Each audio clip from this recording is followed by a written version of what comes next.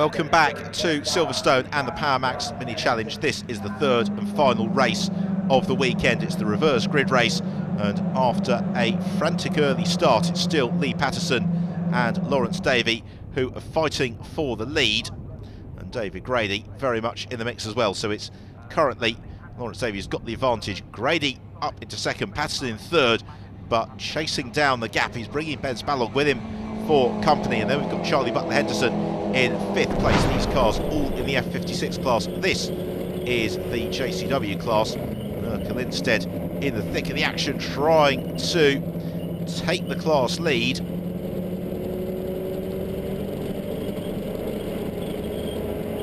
But losing out eventually to Neil Newstead. Newstead has been the dominant driver in the JCW class all weekend. What about the Cooper class? This isn't a battle for the Cooper class lead. This is for fifth in the class, but it seems to involve pretty much everybody else as they are all queued up behind Adam Davey, heading out of Chapel Curve down the hangar straight. Davey in the blue car dared look in his mirrors because all he will see is Mini as they head down on this longest straights of British Motorsport. Heavy braking zone for Stowe Corner, and Mark Wakefield looks to the inside of Davey. Davey gives him racing room. Mark Wakefield should be able to ease past Henry Neal, the next in the train, also looking to make the move. This, the fight for the lead of the Cooper class between Ricky Page and Nathan Harrison. Then we've got Max Bladen and Max Lever fighting to complete the podium. This is the fight for the F56 class. The race overall, Lawrence Davey still clear of David Grady and then Lee Patterson. And that leading train now begin to move away from Charlie Butler-Henderson, who's up to fourth in class.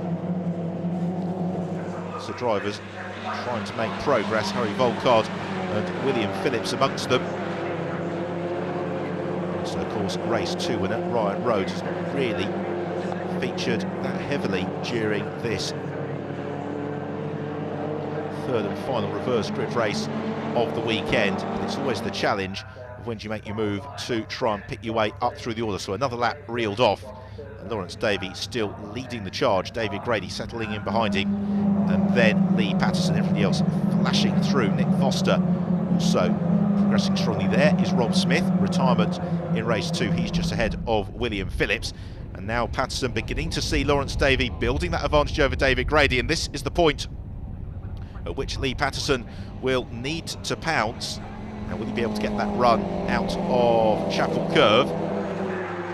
While Max Lever applying pressure to Max Bladen. A pair of them almost bumper to bumper through Brooklands on towards Luffield.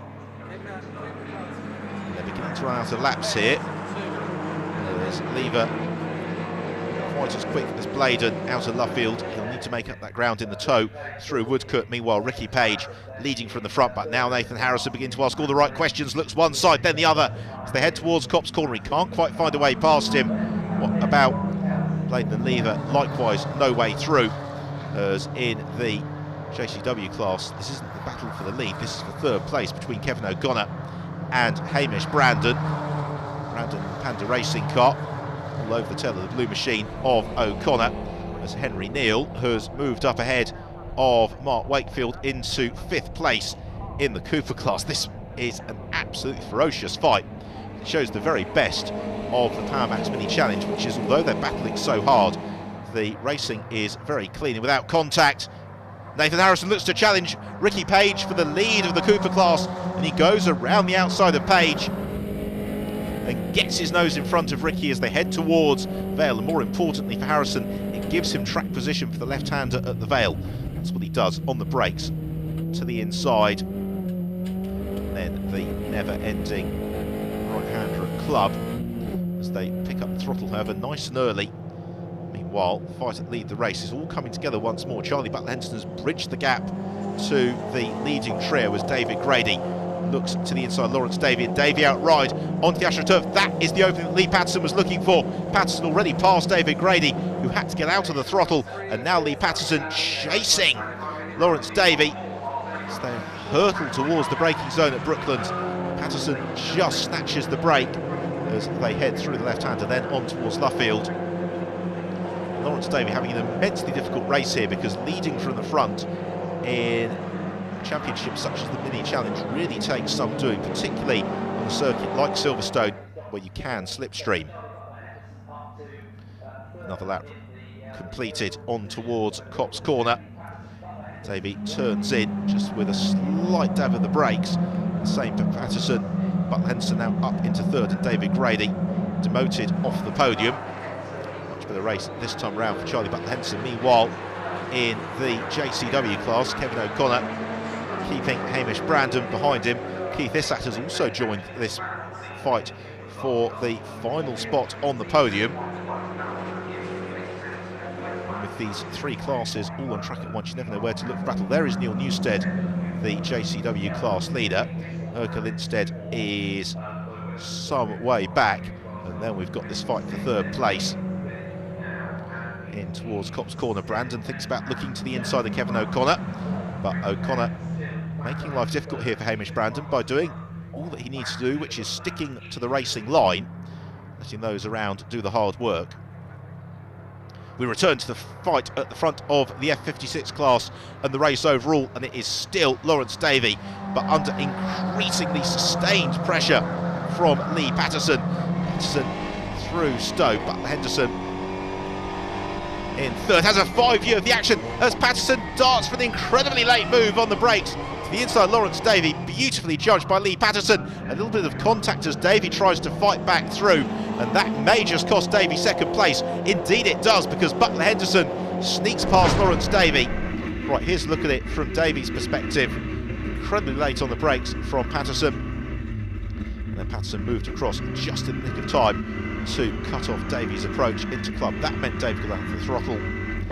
Turn gave Butler Henderson the means to get back past, and they are now in the thick of the Cooper class as well. But here is the fight for the lead of the race. We are getting very, very late on, and Davey looks to retaliate as Patterson makes a mistake on the brakes into Stowe. Lawrence Davey reclaims the lead of the race. How long for will remain to see as they all fan out on the brakes into the Vale, and Patterson braking a little bit deeper. Lawrence Davey reclaims the advantage. Head round Club Corner, just a few turns remaining. JCW fight for third, still in favour of Kevin O'Connor from Hamish Brandon and Keith Issat. As they head through Beckett's and proceed on their way to the Hangar Straight. This is Brooklands for the final time, and Lee Patterson, it's been a frantic race with Lawrence Davey, Charlie Butler Henderson and the rest of them. All of this leading group are all queued up as Patterson gets almost some assistance from Davey as he accelerates now out of Luffield for the final time. They come on towards Woodcote, and it is going to be victory, is it, just for Lee Patterson. He takes the win from Lawrence Davey in second and Butler Henderson in third. That leading trio separated by fractionally over 0.2 of a second at the line. Brilliant, brilliant racing. So a look then at the results, with victory to Lee Patterson, second for Lawrence Davey, third Charlie Butler Henderson from David Grady, Ryan Road and William Phillips. In the JCW class, it was another win for Neil Newstead from Erka Lindstedt, with Kevin O'Connor withstanding that pressure from Hamish Brandon to complete the rostrum. And in the Cooper class, Ricky Page finally had to give second best to Nathan Harrison, with Max Bladen rounding out the podium from Max Lever and Mark Wakefield.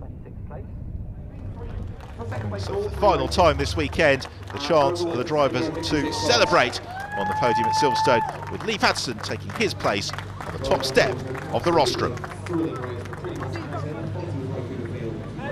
Managed to get a good start. To be honest, I probably pushed a little bit too hard to get to the front. With 2 laps to go, I really was struggling for front end grip. I could see them like dicing behind me. I just thought, mid-corner, I just kept stopping it, leave them lot to fight over themselves. I just kept firing it out corner. So yeah, a bit of tactics came in towards the end. At one point, Lawrence did actually get past me, but I just held it on outside at the corner and got back past. So yeah, good race, close race. Disappointed with race 2. Just fired myself off on cold rubber. I think we had the pace this weekend to win all 3. Yeah, absolutely smashed the start. Up to I think about P3 before corner 1. Neil had control at that point. I needed to get past Kevin O'Connor because he drives an extremely wide car. So I got past him, really happy. Then before I knew it, I was up to P2. And then second lap, I took Erna out of here down the straight and up to P1, and then just literally I just flew. They put rocket fuel in that car, I'm sure they did, because it was absolutely on fire. I don't think you could get any closer than that. Ricky had a good start and he gapped us by a little bit, and I managed to come through to second. We were slowly catching him and we managed just to hold him off and get past him. So 9 races into the season, this is what the championship looks like. In the F56 class, Charlie Butler-Henderson leads, only just from David Grady, with Rob Smith and Ryan Rode closing fast. Amongst the JCW runners, Neil Newstead building a handy buffer over Hamish Brandon and Urka Lindstedt. And in the Cooper class, Ricky Page leads by just a handful of points from Nathan Harrison, and the pair of them some way clear of Mark Wakefield. A jam-packed weekend of mini racing comes to an end, but it won't be long before they're at it again. Our next pit stop is Brands Hatch for the Mini Festival, which is always lots of fun. Until then, don't forget you can keep up to date with all things PowerMax Mini Challenge on our website, Twitter and Facebook page. See you at Brands.